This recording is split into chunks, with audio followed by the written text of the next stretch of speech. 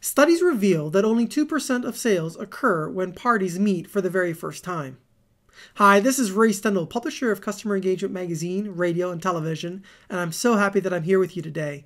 Today I want to talk with you about how you can have more successful meetings with customers, especially when you're meeting them for the first time.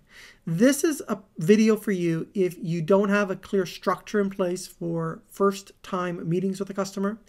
If you want to figure out how you can come to the meeting with being more prepared and being viewed as the expert in your field, if you want to make a better first impression, you want to think about the types of questions that you can ask a potential customer in the first meeting and really make sure you get off to the right start. You want to make sure that your first meetings are as productive as possible that really lead to either confirming the sale in that first meeting or moving to a second or third meeting where you can confirm the sale. So let's remember here, you only have one shot to make a first great impression. And it takes so much work to go through the process of acquiring a qualified lead that is marketing qualified, is sales qualified, and takes you to a sales meeting. And you want to make sure that you make the very best use of that sales meeting for their sake and for yours. And with that in mind, I want you to keep the following in place. So first of all, you have to be the expert. Number one, be the expert. If you're selling a product, a service, a software solution, whatever it is that you're selling, make sure that you're the expert in your marketplace relative to how problems are sorted out and the value is transferred. This means you have to be very credible. To be credible, you have to understand what's happening in the industry, the trends, the myths, the best practices, the mistakes that are being made. You need to understand what customers are trying to accomplish in general relative to the one that you're going to speak to right now in this meeting. You need to understand what are some of the common strategies that people deploy to achieve a result that work, that don't work, so that you have this context for how you can connect and relate to your prospect.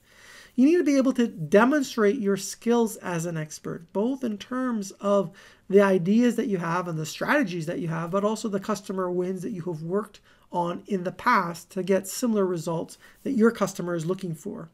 So as an expert, you really need to build mutual understanding that they need you as the expert to help sort out their problems. You are as much an industry consultant as you are somebody who is selling a product. And I really want you to embrace a consultative mindset when you work with a customer, irrespective of what it is that you sell.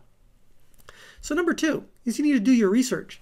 You really need to know as much as you can about the organization based on what's publicly available, information that is being shared through their social media channels, being able to do effective web searches and bring this together so that when you walk into that organization, you already have a pretty good idea of what it is that they're trying to accomplish and where they're headed, so you know how your solution maps in place to help them reach that objective. You need to make sure that as you read their press releases, as you collect the information that you do, you're able to share it back to the customer, which shows them that you did your homework. Everybody's impressed when they see that somebody takes a meeting seriously and actually does their homework. And this shows respect for them and respect for you as an expert and as a professional. You need to show that you're curious. This is point number three. Be curious about how they do what it is that they do. Really understand that and then find out and ask why they do what they do. We want to know what, we want to know why, and we really want to know how. The how is the most important part, because as you understand how, you can start to break apart a process and figure out how you can inject yourself in that process to make life easier. That point is super important. Understand how your customer does what they do today to get an end result so that you can begin to break it down and figure out how you can improve that process to get a better result.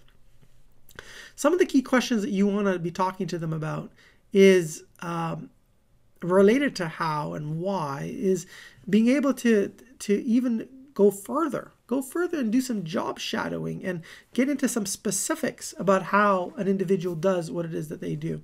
Your customer will find this refreshing. They'll find it refreshing that you ask more questions and listen than do a whole lot of talking and pitching, which most people in the industry do.